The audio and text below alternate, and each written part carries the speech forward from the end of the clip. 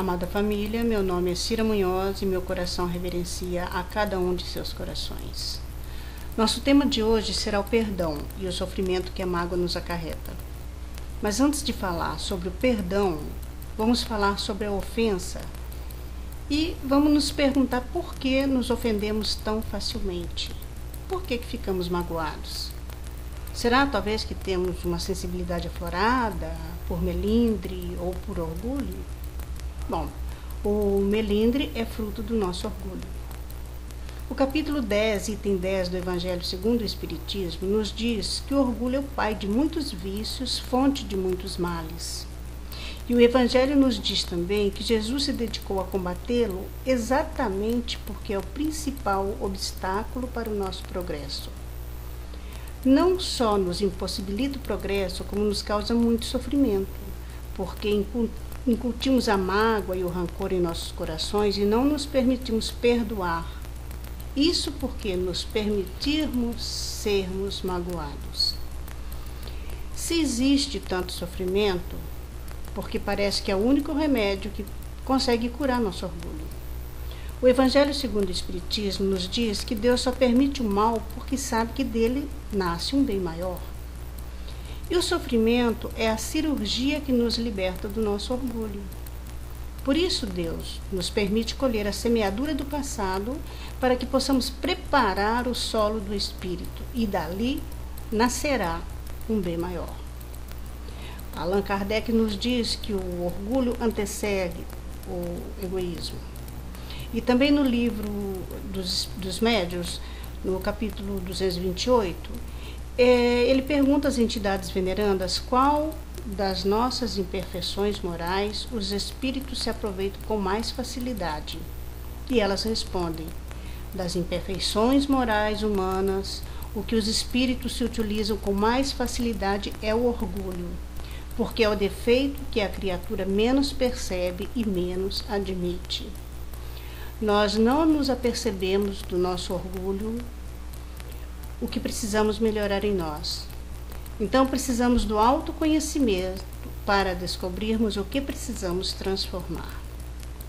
Quanto maior o orgulho, maior a mágoa que sentimos. O orgulho está relacionado ao instinto de autopreservação. É a característica animal, é a predominância da natureza animal sobre a natureza espiritual nesse estágio em que ainda nos encontramos. Orgulho é a necessidade de aceitação que temos. Todos nós temos uma necessidade psicológica muito grande de sermos aceitos pelos outros. E essa necessidade é uma das características do orgulho. E nós não percebemos o orgulho. E assim nos vestimos de uma capa e uma máscara para recebermos o amor dos outros. Muitos de nós nos mostramos de forma diferentes para diferentes pessoas, porque precisamos ser aceitos. E quando não somos aceitos por nossas falhas, vem a mágoa. E se cultivamos o orgulho, não perdoamos. E disso advém o sofrimento. Por que fulana ou fulano fez isso comigo? Na verdade, sentimos que o outro errou, mas não paramos para nos perguntar o que levou o outro a agir daquela forma. Quando lançam uma pedra sobre a nossa vidraça, nós nos magoamos, porque temos orgulho. Agora imaginem Francisco de Assis magoado com alguém, Chico Xavier com ódio dos seus opositores, ou Madre Teresa revoltada com os que lhe viraram as costas. Não dá para imaginar, né?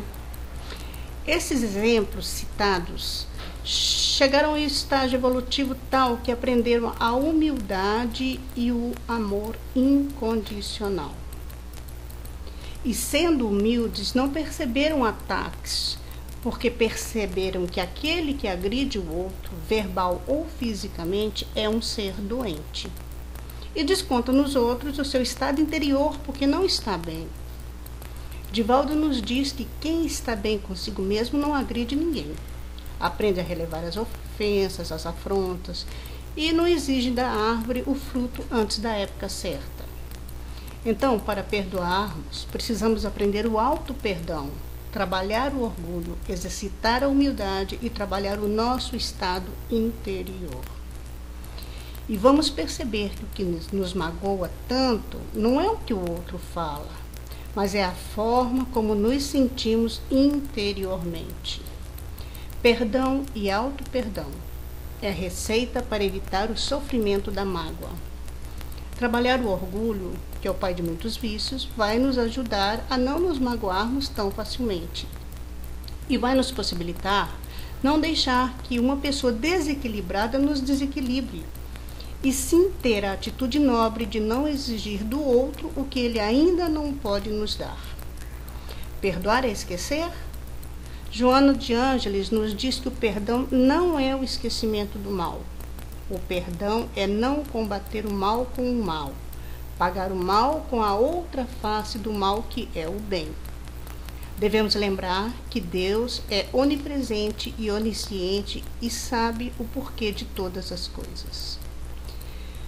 Querida família Telepatas, que Jesus nos ajude a perceber todas as nuances do nosso espírito e nos conduza à autolapidação para que mais rapidamente e sem sofrimentos avancemos para um estágio evolutivo acima daqueles em que estamos.